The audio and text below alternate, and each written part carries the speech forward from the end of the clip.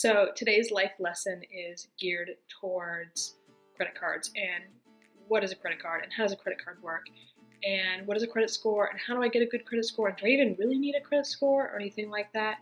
So this is today's life lesson. Now my life lessons are geared towards high school kids and young, fresh out of high school age. So if you're watching this and you're like a grown adult, maybe you're in your late 30s, maybe you're in your early 40s, and you're like, wow, this is really basic, common sense knowledge. Yeah, it's common sense to you because you're a grown adult and you've already experienced a lot of these things. But to somebody who's 15, 16, 18, maybe they haven't yet. And so this is just a way to kind of get their foot wet, to kind of introduce them to the basic knowledge, because let's face it, not everyone gets this knowledge. And we always make jokes about how wouldn't it be nice if like high schools actually taught like real life skills instead of like, oh, thank God I learned trigonometry, don't know how to balance a checkbook though. So that was kind of like my whole reasoning for doing this. Now, I'm not a god of information. I don't have like a doctorate in finance. I don't have any kind of like financial aspect analytics background, but I have lived on this earth. I have had credit cards. I have had to balance a checkbook. Some of these things were taught to me. Some of these things I had to figure out on my own and just struggle. So that's kind of why I'm doing this. Now, I sometimes get some old person that's like, I just figured it out. Can't these kids figure it out? Yes, they can. You are fully capable, if you are a young person, of figuring this information out on your own. But the number one thing that people always say about, they're like, oh, what if you had a time machine? Is they're like, oh, I wish I could have gone back in time and prevented myself from doing whatever stupid thing, right? Dating that girl, saying yes to that job offer, quitting this job, getting in that car that night, anything. Like there's always something that's like, I wish I could go back in time and talk to myself and done something. And it's like, why would you want someone, if you have knowledge to prevent someone from like going through a hardship, why wouldn't you want to like bestow that on someone? Why would you be like, well, you'll just end up in $40,000 of credit card debt and have to figure it out like I did? Like, why would you want to do that to somebody? So this is kind of just, like I said, a very generic, very beginner's knowledge. Hi, so I had to move locations because of the lockdown and the quarantine. My husband's working from home. And he is the loudest effing talker on the phone. And if you know me, that's like saying something, because people always are like, oh my God, shut up, you're so loud. But like I don't know what it is about being on the phone, but he's so loud. In fact, he's inside and the door's closed and I can still hear him. You can't though, so that's all we care about. So why did I even start doing like the life lessons? Like what was the whole purpose of it? When I was in high school, I got my first job and I got a job at a pizza place, and I went to go fill out the paperwork, you know, like you got the job and like great, and like you go and you fill out all your information. And I remember my boss like handed me all this like tax paperwork, and I was sitting there and I was like, I don't know what to do with this. And he just kind of like looked at me like, okay. And I was like, how do I fill this out? Like I had no freaking idea. And he never once did he say, it's okay, you can go home and ask your parents. He just was like, well, just do this. And he just was like, blah, blah, blah. He like told me how to fill it out. And I was like, okay. So then I filled it out. And then the next year, my taxes were like effed. They were like all messed up, all jacked up. And I remember like my mom being like, what the heck? Why did you claim this? And why did you do this? And I was like, I didn't know. No one told me. I was like, you knew I was going to get a job. Why didn't you say something of like, hey, by the way, bring that paperwork home? Like, nobody ever told me. And it was just kind of like one of those things. And not that I'm saying that like my mom, like, you know, is a bad person, but it just was like one of those things where it was like, nobody told me. And it was kind of just like assumed that I knew how to do it. Just like learning how to do, like how to study. Like I remember teachers in high school and like junior high, and they'd be like, okay, go home and study. And it was like, okay, and like people think they know what they're doing, but like realistically, you have to have someone like teach you these things. And so there you go. That's the whole purpose of it, is that there have been a lot of things that later on someone will be like, well, why didn't you just like, what do you mean you don't know how to do this? And I was like, nobody ever freaking taught me. Why would I know how to do this? Okay, so today we're talking about credit cards, and I've definitely been down the credit card route, and I have gotten myself some credit card problems. So that's what we're going to talk about today. Credit cards. Yay! So a credit card is a great way to build your credit, to be totally honest. It's a great way. And they're not necessarily bad if you know how to use them correctly. That being the key word, correctly. So then how do they work? You get a credit card and it has a limit of, let's say, $500, okay? And then you decide you want to go shopping. So you decide to go buy new shoes, and those shoes cost $100, okay? So then we go and we have to now pay that back. So the credit card company charges you $100 for the shoes plus interest. Now you've heard about this.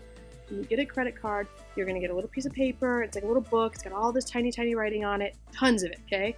And it's going to have in there your APR, which is your interest rate. And if you look at this one, it's 15.99 to 24.74%, okay? And it says it's based off your credit worthiness. So how good is your credit? How much is that worthy of you for your percentage, okay?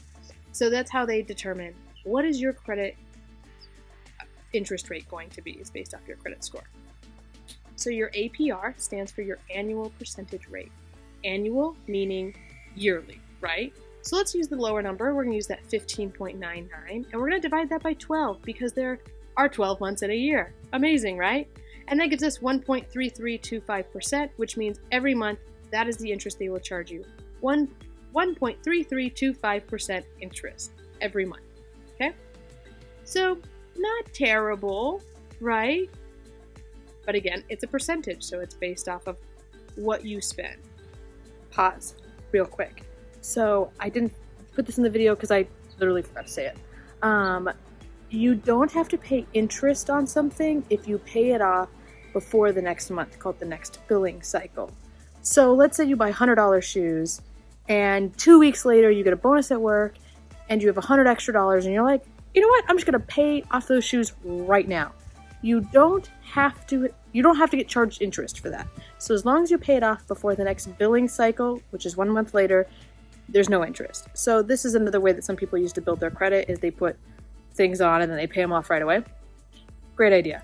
The other thing is that, again, keep in mind this is a simplified version of how credit works, how interest works, and how credit cards work.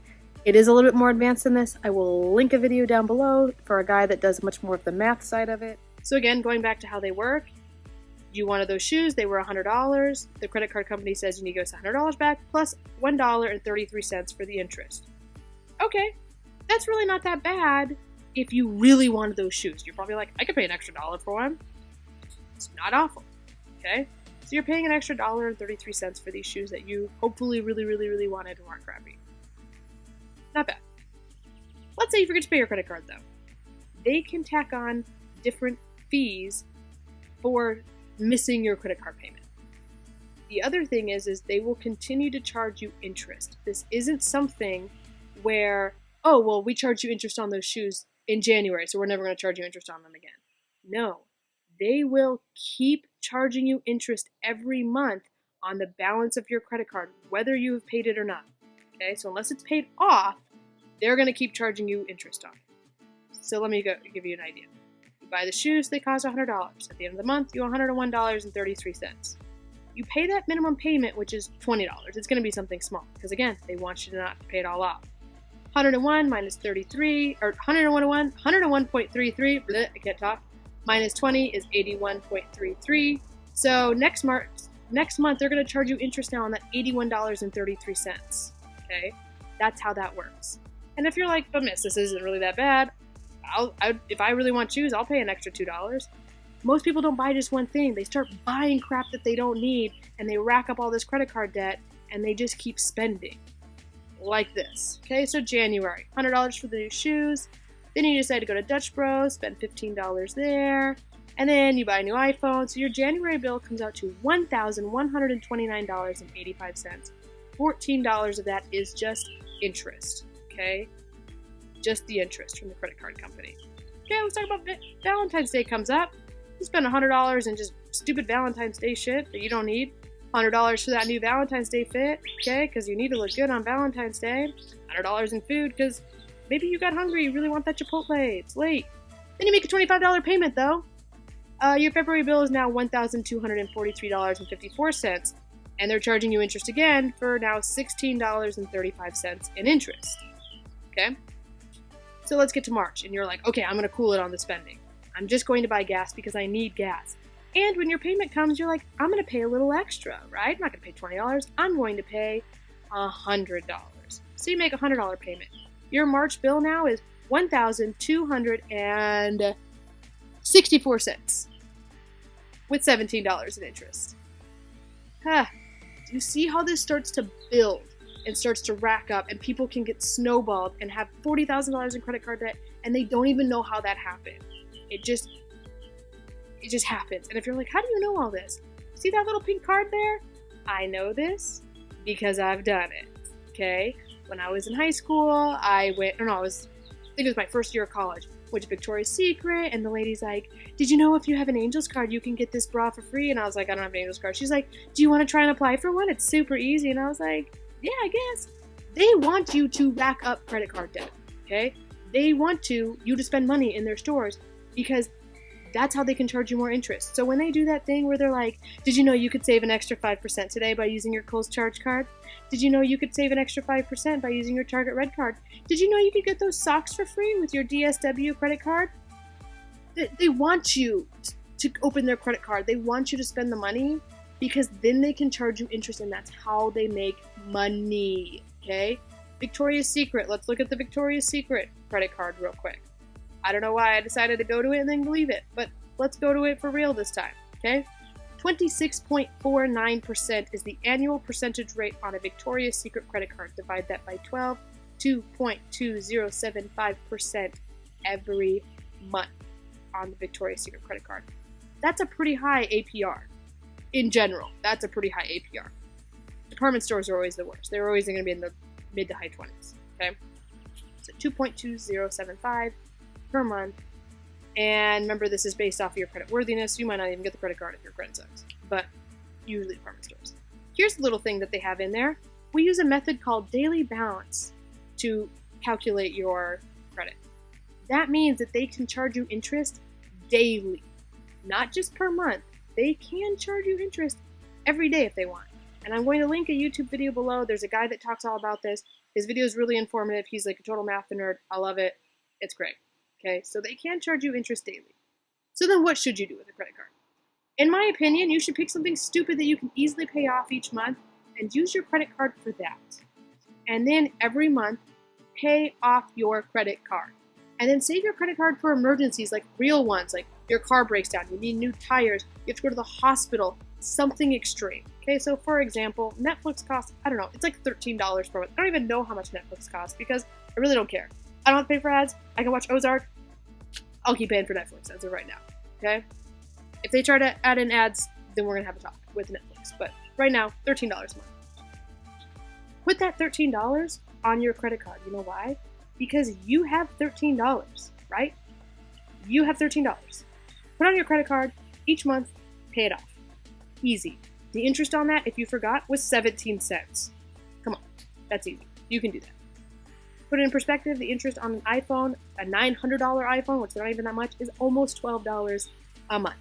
And if you're like, I'm just never going to have a credit card, this is too much work, I'm just super stressed, I don't want to do it, okay? Don't let things scare you just because they can be dangerous. People get in car accidents and die, yet people still drive. You might have a car. Having a credit card is not a bad thing. You just have to be smart in how you use it, just like you have to be smart how you drive your vehicle, okay? There are plenty of blogs and vlogs to help you maximize your credit card usage smartly. The Points Guy, highly recommend. He's all about how to use your credit card points for like travel and things like that. He's awesome. Totally recommend checking out his blog. I think he has a YouTube series too, but I don't know. But he's really good on how you can use your credit cards and your credit card points for travel. So you do need a good credit score so you can get a loan for a car or a house. Let's talk about car loans for a minute though, because that's a tricky one for some high school kids. Now, you need a good credit score, and your credit score is basically a grade. It's how good are you about paying your bills? Do you pay them on time? Do you pay the full amount? My credit score is excellent. I'm not going to tell you the exact number, but it's definitely in that excellent range. And I can get loans much easier than some people, some of my friends, okay? So having a good credit score is important. It's basically high school. It's a grade. It's a grade for how well do you pay your bills, do you pay them on time, do you pay the full amount, everything like that. So now you want to have a good credit score. The higher your credit score, the better it is. And that means the lower your interest payment will be, and the lower your interest percentage will be for your car loan. And you can apply for a better car loan. But just because you can buy a car that's $20,000 doesn't mean you should. A great lesson my mom taught me was when I became an adult and I got my first big girl job and I was getting like real money and I was like, okay, I'm going to go buy a car and I'm going to get this new car and it's going to be fully loaded. And I was like talking about all these cool shit that was going to have on my new car, right? And my mom was like, can you afford the payments? And I was like, yeah, the payments are like whatever they were, like $500. Oh, yeah, I can make that, blah, blah, blah. My mom was like, okay. What if something happens and you lose your job? What if the economy takes a shit? What if the business that you're working for closes down? What if you lose your job in any way? Now you have to go work at Target making minimum wage. Can you still make that car payment? And I was like, oh, no, I can't. I can't do that now. And she was like, get a nice car, but don't get the freaking nicest car that exists, okay? And it's hard, and I understand. Like, trust me, still to this day, I'm like, but the shiny, I want the shiny, I want that Louis bag, I want that. But like, maybe don't buy like the most extreme shit all the time just because it's there and you have the money, okay? Trust me, like, life happens and things will happen, and you'll find yourself going, crap, what did I just get myself into? So let's try and be smart. So let's look at two different cars. We have the Infiniti G35. This is a 2010. Costs about $10,000, right? Let's just round that up, say $10,000. Let's look at some of the cost to fix things. To fix the spark plugs, it's $363, bare minimum. Okay. How about brake pads? $257. Okay, it kind of sucks. Let's see what's next. The airbag crash sensor. Yikes, $454. Anywhere to $889 though. The window switch replacement, $679. Not terrible. Set of tires, $430. This can range because you can get cooler tires. Let's look at the Honda Civic. Now, as you see, these are all estimates. There's always somebody that's like, but miss, my family owns a car shop, or I have an uncle who owns like a checker and I can get discounted parts and I know how to fix all this shit, so it's cheaper for me. That's great, but not everybody has access to that. So let's look at the Honda Civic. To fix the spark plugs, it's about $120.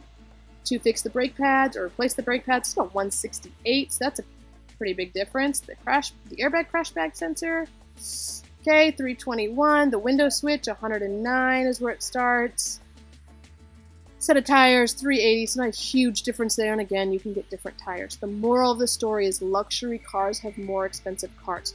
They have more expensive insurance. They have more expensive lots of things, okay? Lots of things, okay? So just keep that in mind. I know you see the sexy car and you want the sexy car, but there's nothing wrong with rolling in a Honda Civic. Now, you all want to be LeBron James, and I get that. And you can have these things someday, but you don't have to have it right now, is what I'm saying. You have to work and you have to hustle to get that clout, to get to that degree where you can have those things, okay? Now, if there's anything you have further questions on, if there is a life lesson that I've done before that you want to see, if you just want to get my opinion on something, I'm happy to share it with you. Just remember that it is my opinion and we're all entitled to our own opinions, and so don't like spam me with hate mail because you don't like my opinion, because it's a free country and I can have an opinion. So if there's anything else you'd like to see, drop me a comment, drop me a like. You can email me at reallessonsforlife@gmail.com, and I am always here to help you.